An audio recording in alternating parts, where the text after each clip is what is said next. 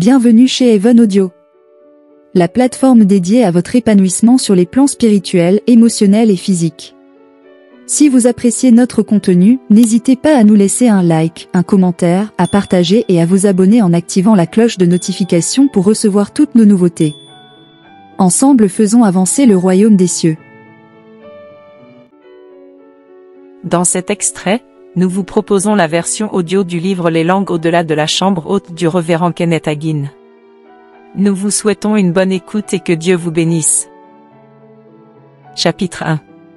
4 objections courantes au fait de parler en langue. Souvent, nos amis confessionnels qui ne parlent pas les langues nous demandent « Pourquoi donnez-vous une telle importance au fait de parler en d'autres langues ?» Eh bien, la réponse est non. Cependant, il y a plusieurs raisons qui donnent l'impression que nous le faisons.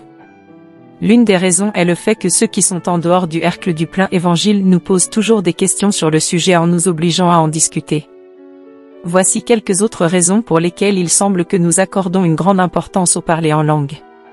1. Le fait de parler en d'autres langues se manifeste toujours lorsqu'on est baptisé du Saint-Esprit.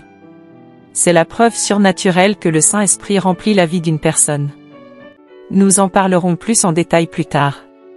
2. Les dons spirituels des langues et l'interprétation des langues sont les caractéristiques de la dispensation dans laquelle nous vivons. 1 Corinthiens 12, 1-11.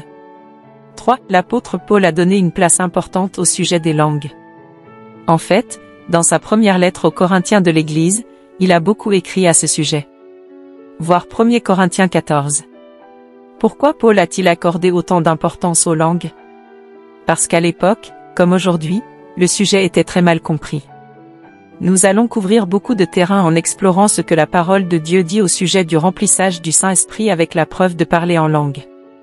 Mais d'abord, je veux aborder quelques-unes des objections courantes que les gens ont contre ce sujet des langues. Objection numéro 1, Jésus n'a pas parlé en langue, donc je n'ai pas à le faire non plus.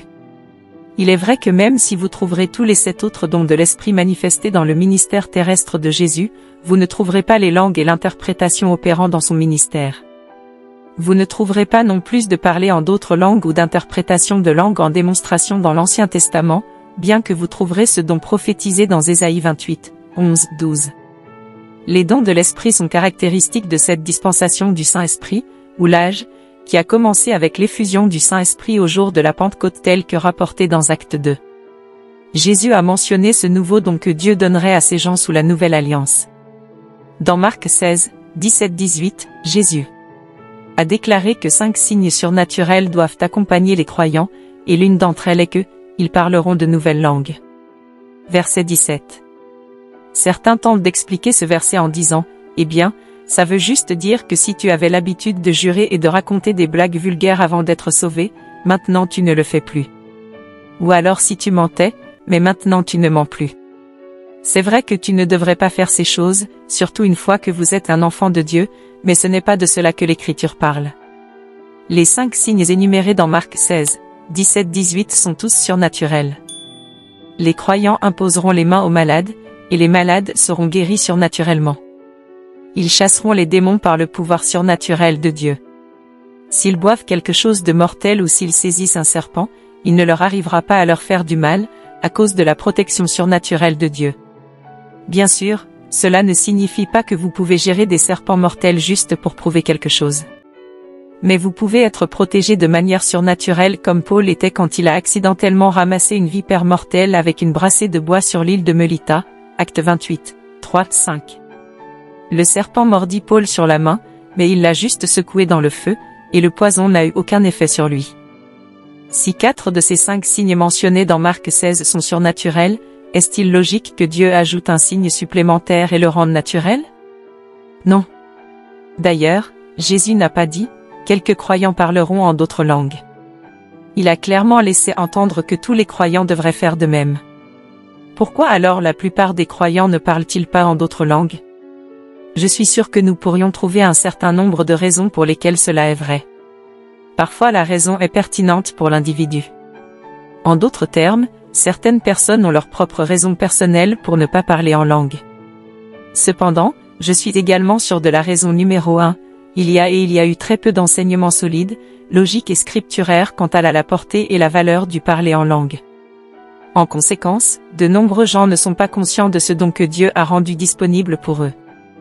Ils ne réalisent tout simplement pas la valeur de parler en langue, car s'ils le faisaient, ils voudraient tous le faire. Objection numéro 2, les langues sont du diable. Quand j'étais juste un jeune prédicateur, je communiquais avec les pentecôtistes parce qu'ils croyaient à la guérison divine.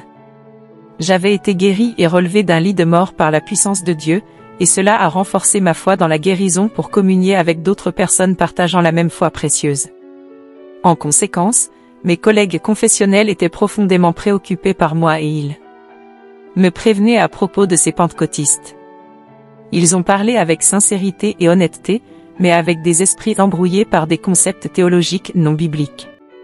Je me souviens en particulier des paroles d'un professeur de Bible, diplômé d'un séminaire confessionnel.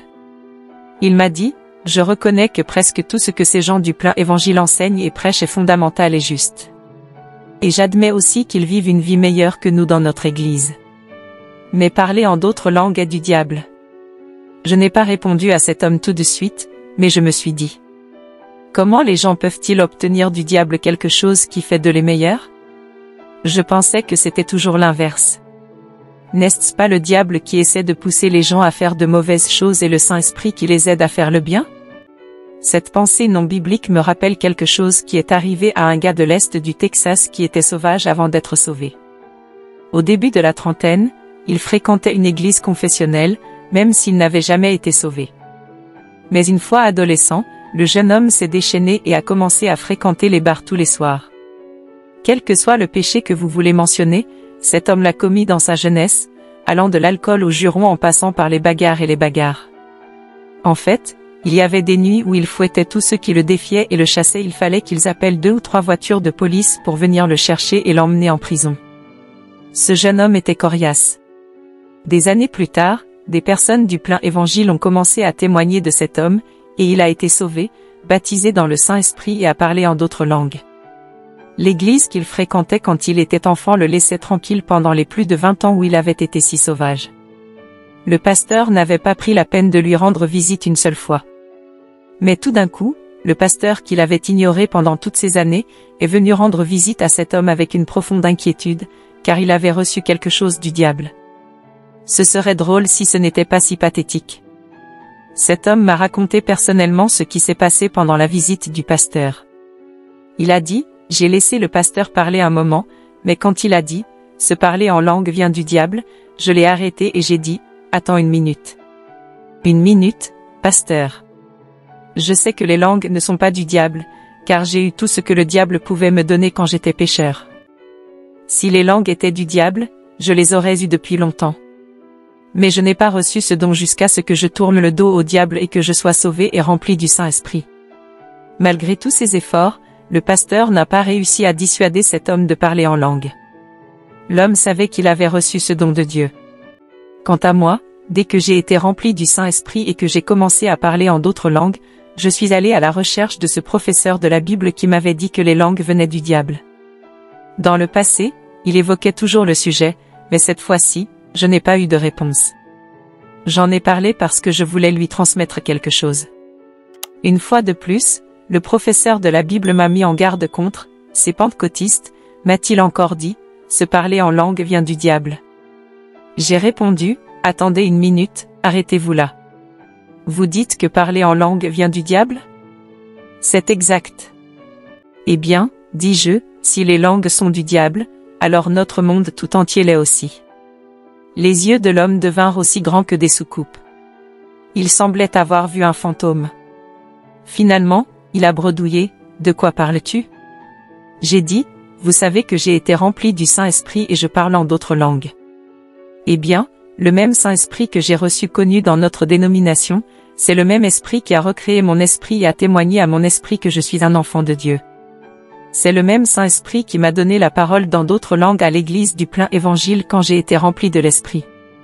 Les pentecôtistes n'ont pas un Saint-Esprit différent du nôtre. Il n'y a pas de jumeaux, de triplés, de quadruplés ou de quintuplés. Il n'y a qu'un seul Saint-Esprit. C'est exactement le même esprit, juste une dimension différente. Oh non, non, protesta-t-il. Ce n'est pas juste. J'ai dit, tu as une Bible érudite, n'est-ce pas ? Oh oui, je suis diplômé du séminaire et j'ai enseigné la Bible depuis 25 ans. Alors laisse-moi te demander quelque chose, dis-je. As-tu déjà parlé en d'autres langues? Non, bien sûr que non, dit l'homme. Alors comment sais-tu quel esprit se cache derrière tout ça, demandai-je, vous dites que vous connaissez la Bible.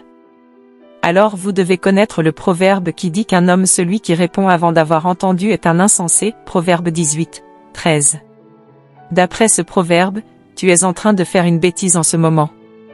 Je suis le seul qualifié pour parler du sujet des langues dans cette conversation, continuai-je.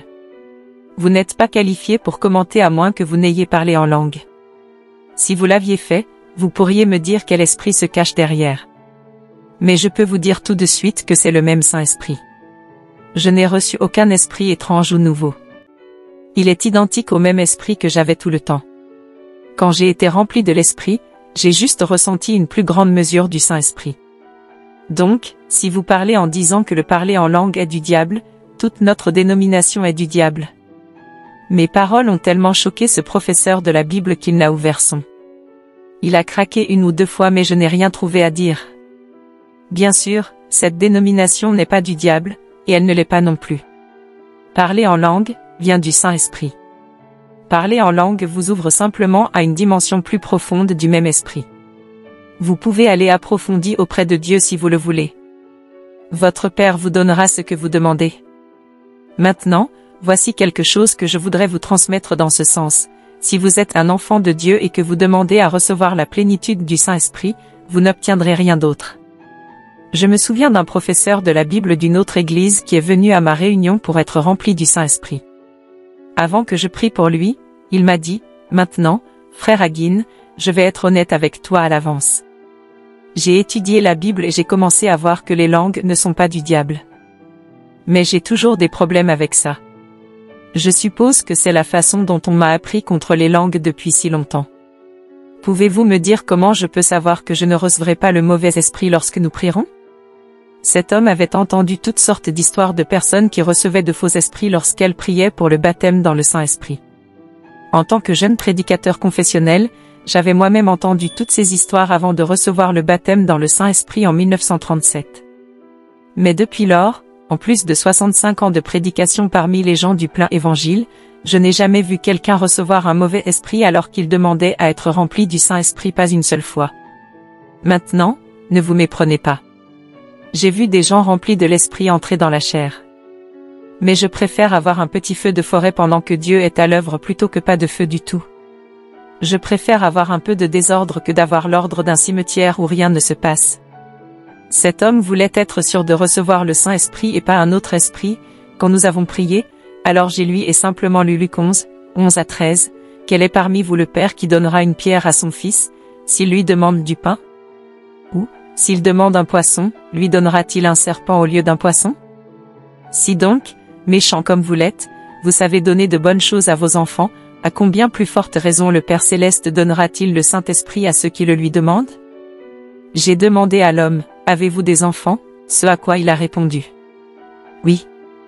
Puis je lui ai demandé, si votre fils vous demandait un poisson, est-ce que vous le lui donneriez-vous un serpent? Ou s'il vous demandait un œuf, lui offririez-vous un scorpion? L'homme répondit, non, bien sûr que non. Dieu non plus, lui et je dis.